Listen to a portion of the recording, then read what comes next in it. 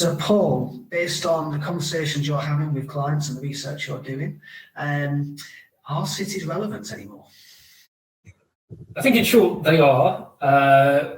They are fundamentally centres of collaboration, innovation, prosperity, which sounds like a lot of buzzwords, but we just have to look at the data.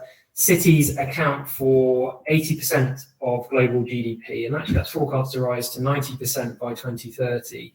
And they've thrived and innovated over many hundreds of years, and they just need to continue to do that. And particularly given the pandemic, they need to become greener, more livable, and more affordable. And so we've seen in our earlier conversations about the fact that some cities have performed comparatively well over the last year, and others not so well. Some have been resilient, and others not so much. What do you see as being the key qualities of a resilient city that's going to offer up a good investment opportunity? So we've done lots of work around this, actually. We've developed a Resilient Cities Index, which actually ranks 500 cities globally. We look at 33 different metrics and put them into 4 distinct categories to really home in on what makes a resilient city. So it's everything from economic strength, knowledge economy, and technology. Big thread around ESG, so environmental, social, and governance, and the quantum of real estate investment into those markets as well. So when we've analysed all those categories, the top 5 cities globally are New York, LA, London, Tokyo, and San Francisco. Now, arguably no surprises there, all big, successful world cities. I think what's interesting though is if you start to look a little further down the top of our list at the top 20 globally, again, a really big concentration in North America and indeed Europe, just 2 in Asia, Tokyo and Seoul. And the reason we don't see many Asian cities there is because they tend to fall down on that ESG criteria.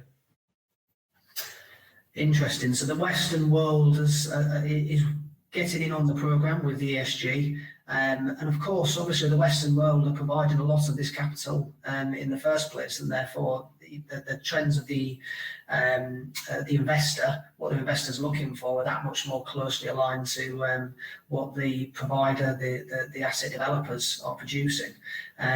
So it's maybe a lag, do you think, or do you think there's a fundamental difference in how the East see things? I think it's a lag. I think there will be a period of catch up, and as you say, a lot of it is driven by the investors. They have their own ESG criteria, and if they can't meet that criteria, they won't invest. So that's a pretty powerful incentive in itself. And so when you overlay that with sort of populations in those cities, they are obviously quite big cities in general. How do you see that influencing those trends that you found? Yeah, so looking here at our top cities, I've shown them here by size of population. So the top cities are big mega cities, but what's interesting is you are seeing some smaller cities come through. So the likes of Munich, Frankfurt, and Amsterdam, and they're really pushing through on that ESG criteria. So yes, Europe is really leading the way there. But I was going to say, in terms of kind of quantum of some of these cities, it's quite useful to look at real estate investment. So this here we're looking at the biggest cities over the 12 months to March, and how volumes compared with the previous year. And you can see generally, yes, we did see a significant fall in investment volumes. LA, the largest market, followed by New York, Paris actually just ahead of London now as well. And interesting too to look at how international some of those markets are, and that's when you see the likes of London really stand out, the most international of those markets globally. So we seem to keep bringing up that word, or that acronym ESG, that keeps coming back onto the agenda as being a key driver of where cities are looking very attractive and performing well. Can you talk to us a little bit more about some of those ESG factors that you're seeing across the globe and how different countries are comparing against each other? Huge topic, absolutely. And some are saying 2019 was the year that the world woke up to climate change. 2020 that was probably the year when they started to do something about it, and it's become hugely topical, particularly important to the real estate industry. And just looking at different factors, a lot of them are on a country level. If you're looking at some of those pure metrics, and picking actually just one here, which is renewable energy usage. Interesting to see Uruguay tops that list by that measure. 100% of all electricity here from renewable energy sources, mostly from hydro. And actually, it's a relatively recent achievement for them.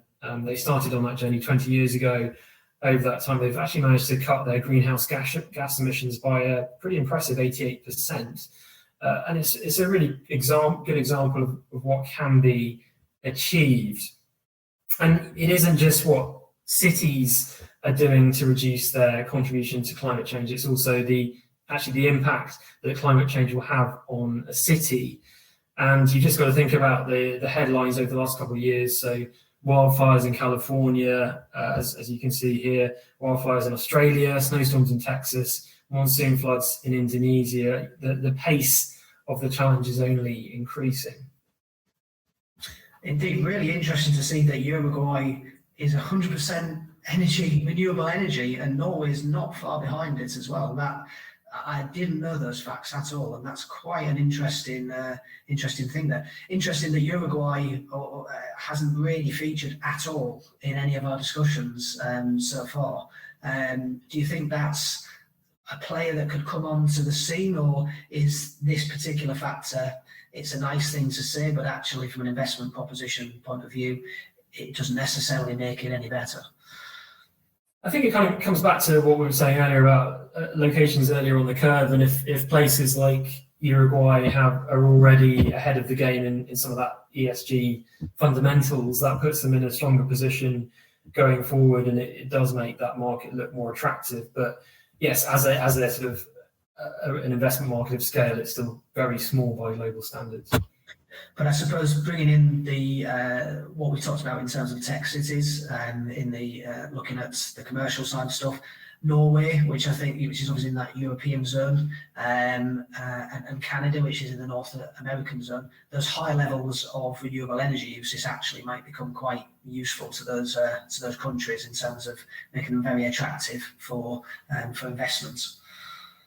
And Norway, really fascinating, big leader in electric vehicles, sort of biggest market in Europe as a proportion of car sales. So it's markets that kind of can sort of push ahead and innovate. I think have some really interesting, exciting prospects.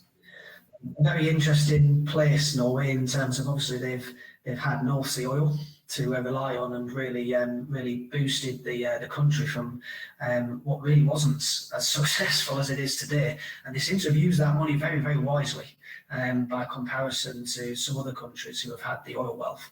And it's very pleasing to see that actually they're not reliant on that North Sea oil, at least for their own energy usage. And we can see how that plays out as a global country in the future.